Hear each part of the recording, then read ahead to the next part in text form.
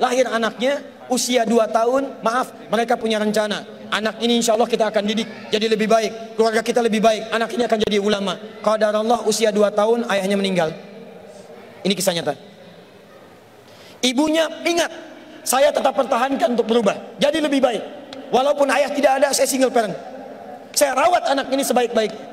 Usia 4 tahun anak ini, maaf ya, terkena penyakit buta permanen. Hijrah tidak akan sepi dengan ujian. Suami meninggal, single parent, anaknya kemudian buta permanen. Apa yang dilakukan oleh ibunya?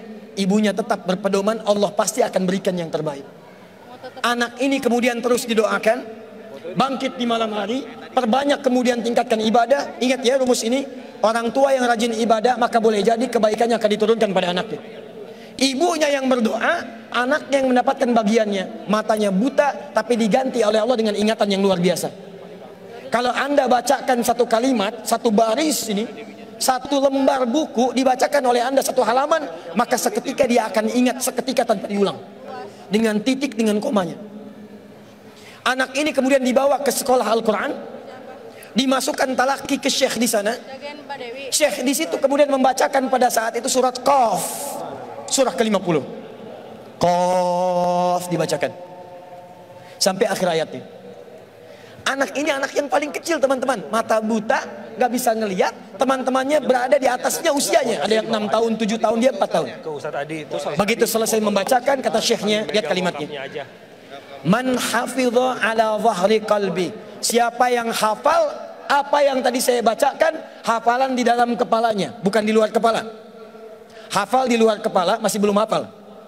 Kata syekhnya, hafal di dalam kepalanya. Tiba-tiba saat semuanya diam menyimpan tangannya begini, anak yang buta tadi mengangkat tangannya mengatakan, hafidhu ala zahri qalbi, saya sudah hafal.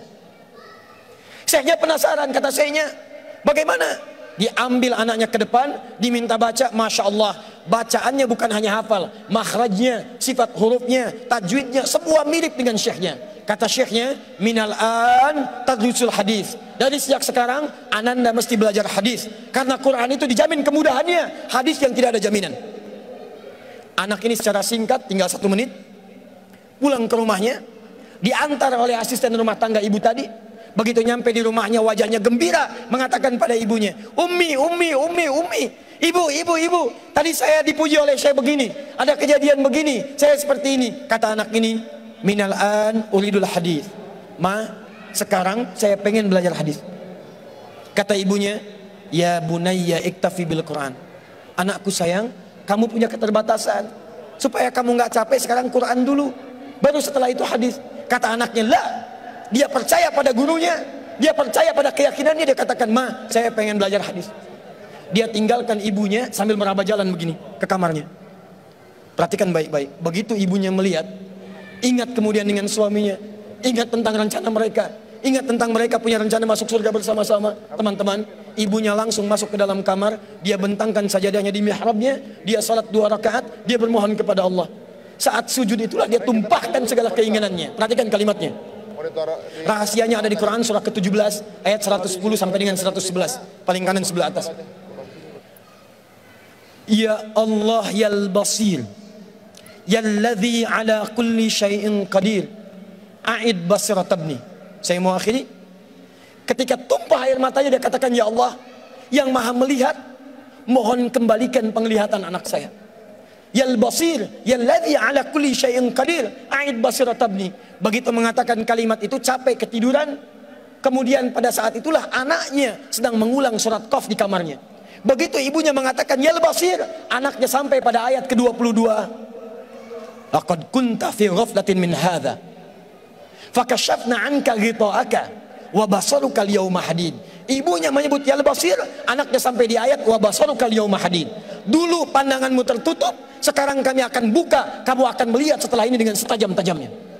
Ayat ini sebetulnya kemuliaan akhirat, tapi diturunkan mendapatkan kemuliaan dunia. Tiba-tiba setelah baca ayat ini, ibunya berdoa, bersamaan kalimatnya, tiba-tiba terbuka pandangannya. Anak ini bisa melihat kembali. Saking kagetnya dia lompat, dia kejar ibunya. Ummi laqad ra'ait. Ma, saya bisa lihat lagi. Ma, saya bisa lihat lagi. Ibunya kaget kemudian terbangun. Dia peluk anaknya, dia katakan, nah, mungkin kamu melihat bukan dengan hatimu, Kamu melihat bukan dengan matamu. Rubbama ra'aita biqalbik laisa bi'ainik. Mungkin bukan matamu tapi hatimu. Waktu habis. Kisah belum selesai. Tinggal 1 menit. Boleh 1 menit? Lihat sini. Kata anaknya, "Mah, saya melihat dengan mata saya. Ini mama pakai baju ini. Di sekitar kita ada benda-benda ini." Allahu Akbar. Ibunya kemudian yakin anak itu bisa melihat. Dipeluklah anaknya. Keduanya kemudian menangis. Dan ibunya sejak saat itu yakin bahwa anak ini punya kemuliaan besar di masa depan. Maka disekolahkanlah kemudian tempat-tempat terbaik. Belajar hadis terbaik. Diingat segalanya. Cepat luar biasa. Anak ini kemudian dikenal dengan luar biasa di masa depan. Nama anak ini adalah Muhammad. Bapaknya yang meninggal namanya Ismail. Kakeknya namanya Ibrahim. Kakek buyutnya Al-Mughirah. Eyang buyutnya Al-Bardizbah. Tinggal di kecamatan Ju'fah, di Kabupaten Bukhara, Provinsi Khorasan, negara Uzbekistan sekarang. Kelak di kemudian hari, dia dikenal dengan nama daerahnya Bukhara, dengan Al-Bukhari. Itulah kisah Imam Al-Bukhari. 2 orang suami istri, yang bersiap merubah hidupnya, diturunkan pada anaknya, dan kemuliaan itu diraih.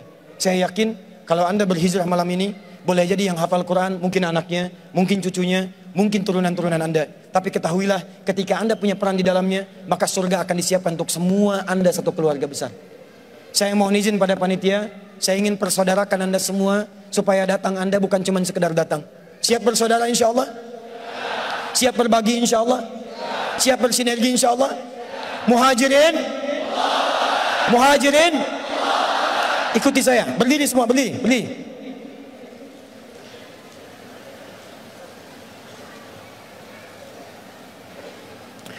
Bismillahirrahmanirrahim. Allahumma nashhadu an la ilaha illa anta wa nashhadu anna Muhammadan rasuluka. Allahumma nashhadu innana ikhwah. Allahumma nuridul jannah ma'a ikhwatina ma'a rasulina ma'a ashabina ma'a ummahatina abaina jiranina. Ya Allah, kami bersaksi Engkau Tuhan kami, Engkau satu-satunya Tuhan yang layak diibadahi. Kami bersaksi Nabi Muhammad Rasulmu yang kami cintai. Ya Allah, kami berjanji di malam ini kami bersaudara ya Allah. Kami bersaudara ya Allah. Kami siap berhijrah ya Allah. Ya Allah, berikan kami surgamu.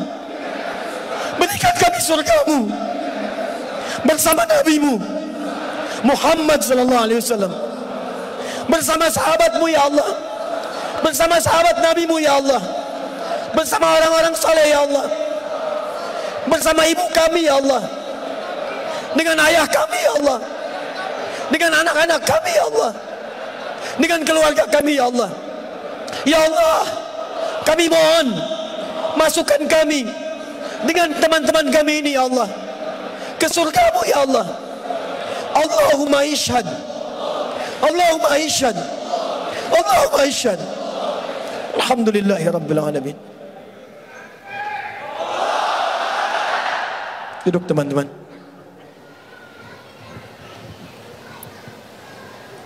Saya mohon setelah ini, saat antum pulang, kenalilah teman-teman Anda. Buatlah komunitas. Yang senang dengan Quran, bikin komunitas Quran. Yang senang dengan tahajud, bikin komunitas tahajud. Yang senang dengan puasa, bikin komunitas. Saling kenali satu dengan yang lain dan bantu. Karena Anda tadi telah mengatakan kepada Allah, Anda berjanji di hadapan Allah Subhanahu wa ta'ala. Maka mulai hari ini, saya bermohon kepada Allah dalam sujud saya, dalam keheningan malam, insya Allah saya akan ingat antum semua. Dan saya mohonkan supaya kita istiqomah dalam kehidupan kita. Nabi menutup talimnya dengan